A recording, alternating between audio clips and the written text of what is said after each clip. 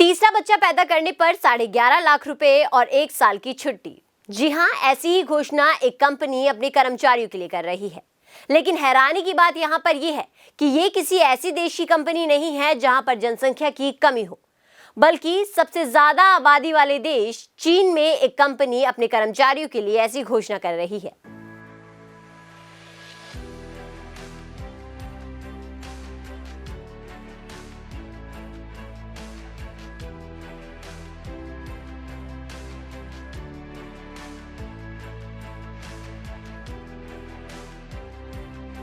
तीसरा बच्चा पैदा करने पर 11.5 लाख रुपए बोनस के साथ मिलेगी 1 साल की छुट्टी। पहली बार सुनने में ये थोड़ा अजीब जरूर लगेगा। इन दिनों कंपनी अपने कर्मचारियों को ये ऑफर दे रही है। और यहाँ हैरानी की बात यह है कि ये किसी ऐसे देश में नहीं है जहाँ जनसंख्या कम हो, बल्कि सबसे ज्यादा आबादी वाले देश चीन में ये ऑफर दिए जा रहे हैं। कंपनियों का ये ऑफर लोगों को खूब पसंद आ रहा है और अब लोग अधिक बच्चे पैदा करने के लिए प्रोत्साहित हो रहे हैं। चीन में आर्थिक संकट के बीच सरकार लोगों को ये ऑफर दे रही है। अब लोग सोच रहे होंगे कि भला चीन जैसे देश को आबादी बढ़ाने की क्या जरूरत पड़ गई। तो जान लीजिए कि दुनिया में सबसे बड़ी आबादी वाला ये देश अब अपनी घटती जनसंख्या को लेकर परेशान है। हालांकि पहले इसी देश ने अपनी बढ़ती आबादी रोकने के लिए एक बच्चा पैदा करने का नियम लगाया था, मगर अब कम्युनिस्ट चीनी सरकार आबादी बढ़ाने के लिए तरह तरह के उपाय कर रही है। एक बच्चा पैदा करने के नियम को अब हटा दिया गया है, लेकिन फिर भी जनसंख्या में कोई खासी बढ़ोतरी नहीं दिखाई दे रही। चीन में आबादी तेजी से कम हो रही है और बहुत से लोग बूढ़े हो रहे हैं। घटती आबादी की समस्या से निपटने के लिए अब यहाँ शादी करने और 3 बच्चे पैदा करने को लेकर कई तरह के ऑफर दिए जा रहे हैं।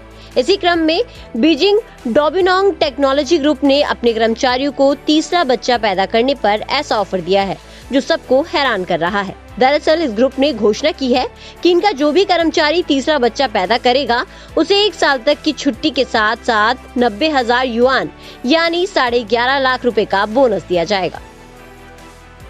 महिला कर्मचारियों को 12 महीने का मैटरनिटी लीव और पुरुषों को 9 दिनों का पैटर्नल अवकाश मिलेगा।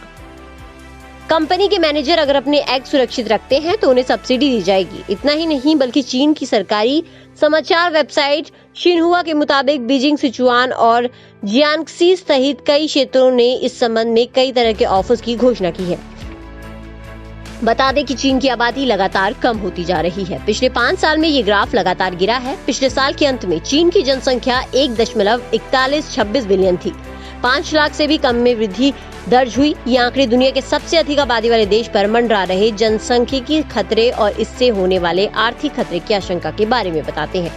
2020 में 1.6 करोड़ की तुलना में चीन की जनसंख्या में 1 साल में 480,000 की वृद्धि हुई है।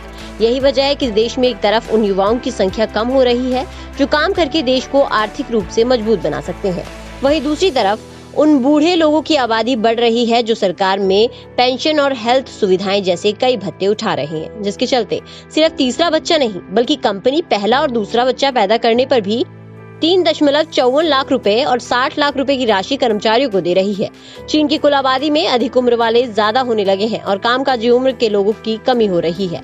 इसलिए अब सरकार ने लोगों को अधिक बच्चे पैदा करने के लिए प्रोत्साहित करना शुरू कर दिया है।